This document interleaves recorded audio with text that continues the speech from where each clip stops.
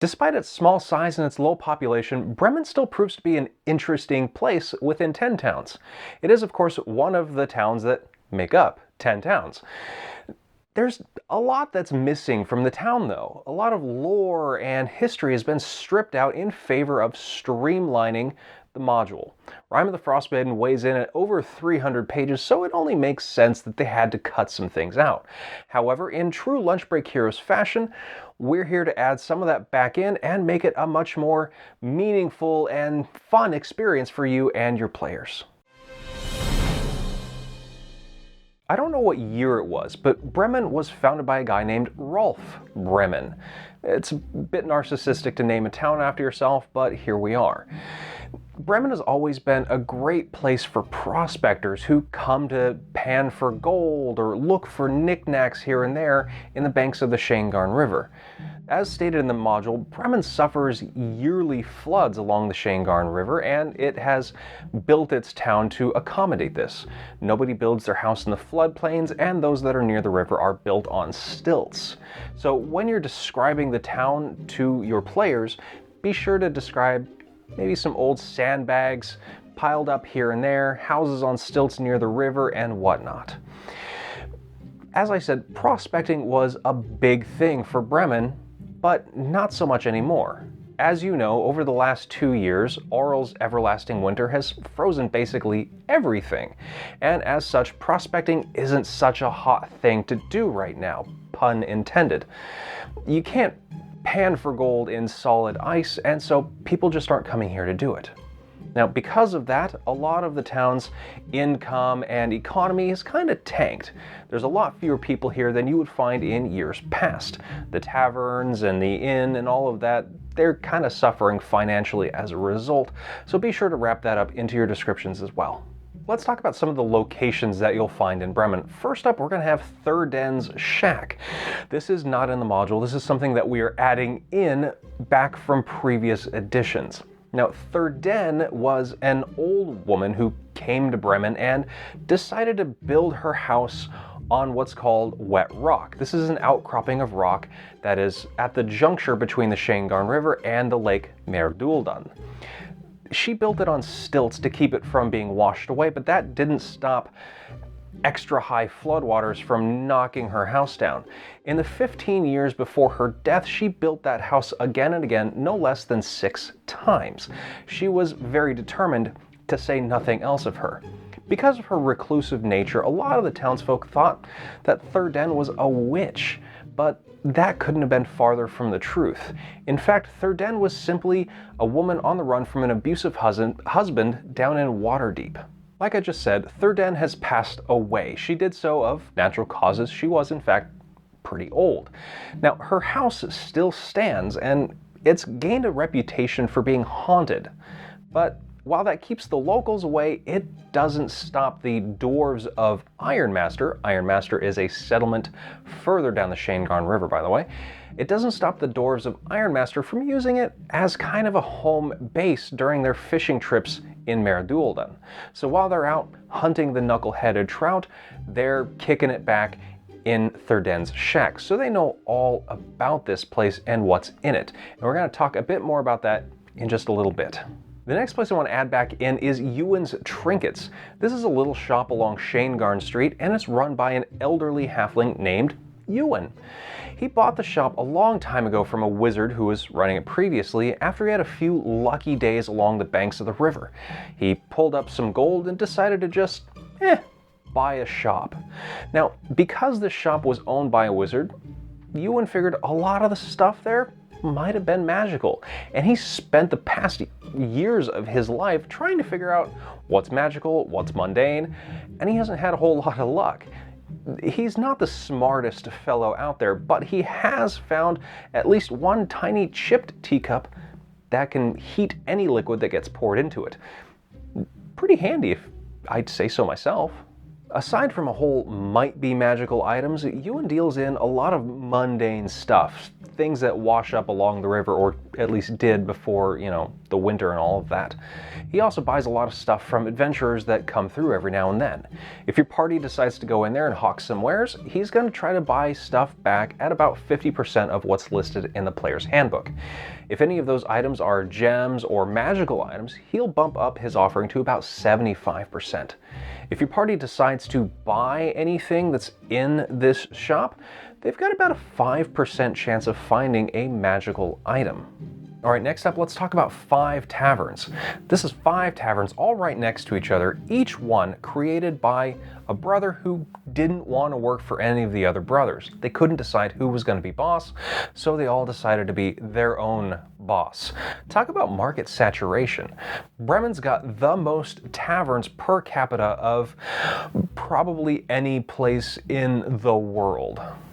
In the middle of all these taverns is the aptly named Five Tavern Center. It's a big open space where fights break out amongst the drunken patrons almost every night. Now in our guide, we've put in kind of a makeshift boxing ring of piled up sandbags. This is an effort by the locals to kind of limit the damage that these brawls cause to both property and other bystanders. In our written guide, we've gone ahead and provided you the descriptions of all of these 5 taverns.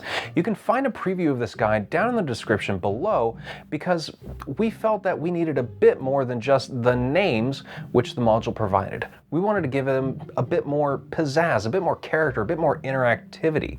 So go ahead and check that out down in the description. If you want the full write-up, you can head on over to our Patreon, where you can get this guide and all of the other Lunch Break Heroes guides to download and keep forever for just as little as $1. And starting with this guide right now, our silver tier patrons can get maps from Venatus Maps to play with on their virtual tabletops. Before we get on with the rest of the guide, one more point of order. Did you know that we have a Discord server? If you're not on there, you should be. You can find a whole community of Lunch Break Heroes fans that are ready and willing to help you step up your game with module suggestions and general feedback, artwork, you name it, it's there. So check out the link in the description and come and join us. Next up, let's talk about some of the quests that are in and around Bremen. First up, we've made some minor changes to the Cora's Loss quest. This was a really interesting one that just grabbed my attention right from the get-go. But one thing that I didn't really care for was the fact that Cora's son was a fully grown adult. When a fully grown adult goes missing, it's unfortunate, but there's not a whole lot of urgency in finding them, especially if you kind of already know where they've been. I mean, Huar or Huar, or whatever his name is, Cora's son, he's been taken by a cult, which sucks, but we at least know that he's alive and well. So what we've done is we've aged him down to about 15 or 16 years old. Now, the last time that the speaker Shalescar went missing, he convinced his mom to go on this search party by stating that he's a grown man now. And of course, things went sideways. He got lost out in the tundra, and you know what happened. He found the black shard of ice, and things just kind of went south.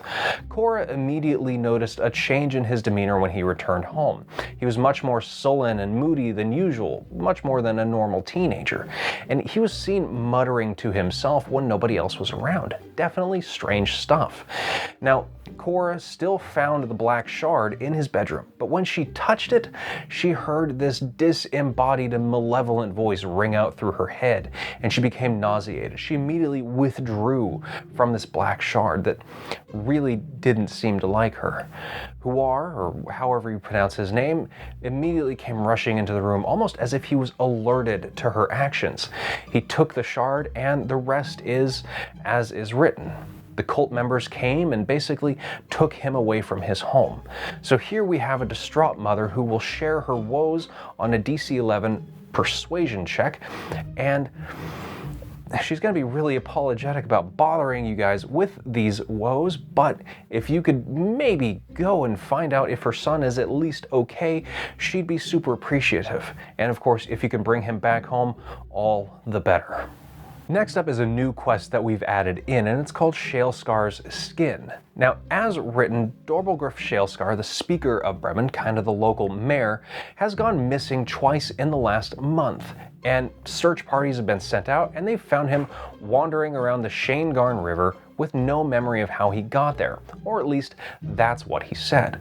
In previous lore, it's been established that Dorbelgriff was a member of the Ironmaster Dwarves further down the Shalescar River, and he got injured. He couldn't work anymore. So he hoofed it on over to Bremen, and somehow he got to be in charge of everything. I don't know how. We're gonna change that up a little bit and make that his cover story, okay? He's not really from Ironmaster. He's technically not really a dwarf. In reality, Dorbelgriff is a Selkie. Now, he's wandering along the Shalescar riverbanks because in his waiting years, he wants nothing more than to return to the river. But you see, he's lost his pelt. It was taken from him, and if you're familiar with this kind of lore, Selkies cannot return to the water without their pelts. Anybody who takes a Selkie's pelt has power over them. Now, way back when, decades ago, when Dorbelgriff first came ashore, he shed his pelt and decided to spend some time among dwarves and men in the guise of a dwarf. He only wanted to stay for a very short time, but when he came back to the banks to get his pelt back, it was gone. It had been taken, and it had been taken by Thurdenne. Now, Thurdenne took the pelt not really out of malice. You see, as I said before, she was a woman on the run from an abusive husband down in Waterdeep. Here she came along, she found a Selkie, and she knows about this lore. She knows about Selkies and all of that. And she knew that if she took this pelt, she would have power over this magical creature. She'd be able to get him to do whatever she wanted. And in this case, she got him to be the speaker of 10 towns through one action or another. How? It's not terribly important, but she had a powerful ally on her side to help keep her protected. Was it right? No, not really, but it's what happened. And Dorbelgriff has been in 10 towns ever since. Thurdenne unfortunately died before she could disclose the location of Dorbelgriff's pelt. It is in fact located in her shack under a loose floorboard. Now the Dwarves of Ironmaster, they've found it. They don't really care about it. They don't frankly know what it is. Nothing in there belongs to them, so they just kind of leave it as is. And if your party decides to chat up these dwarves as they're fishing, if they even find them, they can tell them about the pelt. The dwarves the dwarves will freely admit that there's a pelt there. Dorbelgriff will only tell the characters about his true nature on a successful DC 16 persuasion check, and that's only after they've done something to help the town, like bring in a whole boatload of fish. I'll tell you how they can do that in just a little bit. But any positive action in the town, at your discretion, will be sufficient. Okay, once he tells the characters about that, then they're free to find Shalescar's skin. Now, if they can't get the information out of the Dwarves of Ironmaster because maybe they're not there or they just haven't talked to them, they can also get some clues from Cora over at the inn. You see, Cora was basically the only thing that passed for a friend to Thurdenne. They were pretty chummy here and there, and Cora knows a little bit about what Thurdenne was up to in her waning years. She knows that she spent a lot of time around Dorbelgriff, and maybe Thurdenne even confided in Cora about the skin. So there's a possible inroad for that quest as well. Once your characters retrieve the pelt and return it to Dorbelgriff, he's of course grateful. He hands them about 60 gold pieces and then promptly takes a hike to the riverbank, puts on his skin, and jumps into the water, never to be seen again. Bremen at that point is left without a leader quite suddenly. And what impact that has to the town and its residents is completely up to you. This next one is less of a quest and more of a special event. We're calling it It Speaks. This can occur whenever your party enters into one of the taverns in Bremen, except for the Even Keel. It's a bit too hoity-toity for these types of things that are going to happen. When your party first enters the tavern, they're going to see an inebriated fisherman sitting in the corner. And he's talking very animatedly to a half-elf that is furiously scribbling down everything that this guy is saying to him. Now, of course, this half-elf is Tolly, as described in the module. We've expanded Tolly's character quite a bit and made them an NPC ally, and you're going to find out all about that in a future video, so stay tuned. Now, this other guy, the fisherman, his name is Gundrick. He's very down on his luck. He's telling Tolly all about this time that he went out onto Mer Dulden all by himself in a rowboat to fish for knuckle-headed trout, and he ended up having a conversation, a real bona fide conversation with the lake monster that's been sinking the fishing boats out on the lake. And Tolly's eating it up because, as you know, Tolly's a researcher and they're here to study the lake monster. So Tolly's very interested in what Gundrick has to say. Now, Gundrick is down on his luck. That's why he was out on the lake all by his own lonesome. Nobody's gonna hire this guy anymore because he was caught sleeping with a whole bunch of fishermen's wives. So nobody wants anything to do with him. And in fact, if your party listens long enough, a lot of those spurned fishermen are gonna come in and gather around Gundrick's table. They're gonna start hurling abuses at him and insults and all of that, and things are gonna look like they're coming to blows. Except that the barkeep is going to nip it in the bud and tell them all to take it outside into the center. Which, if your party doesn't do anything, that's exactly what they're going to do. These guys are going to grab Gundrick and they're going to haul him out and they're going to beat the crap out of him. He is, of course, going to live. This isn't a fatal beating by any means. He's going to be bloodied and bruised when he comes back in a few minutes later. He's going to sit down and he's going to order another drink. Now, what happens if your party does intervene? I don't know. I'd love to hear what happens. So let me know down in the description below how this event plays out for you and your party. I'd love to hear it. While we're on the subject of things that speak, let's finally talk about the Lake Monster quest in Bremen. This is the big one quest that the module has included with this location. A lot has been said about this online and on forums, and some of it's pretty negative. But you know what? I kind of like this quest. It's a really good level 1 quest. There's no combat in here that's strictly necessary. You can totally get out of this diplomatically, and that's really the way I would recommend. Now, as I said, we've expanded Tolly as a character and made them an NPC ally. If your party hasn't encountered Tolly at the tavern, they're still going to meet them at the docks, and things are going to go pretty much as written, except Tolly's going to want to come with your party on the boat. Tolly is not an armchair researcher by any means. They want to get their hands dirty and get out there. So Tolly's going to try to come with you if your party will let them. Now, the scroll of animal friendship that is the quest reward for this thing, Tolly's actually going to try to use that as a tool, if necessary, to calm the lake monster. You see, Tolly has talked to Gundrick already, whether or not your players were there for that event, so they know that the lake monster can speak, and they are totally excited to have a conversation with this thing. The key here is letting your party know up front that the lake monster is capable of speech. Because when faced with a lake monster, what's most parties' first instinct? Stab it until dead.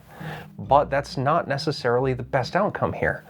If your party doesn't know that the lake monster can talk, they're going to try to stab it. But if there are at least rumors that it knows its ABCs, you've got a chance of an out there. While your party's out on the lake, go ahead and make a nice event of it.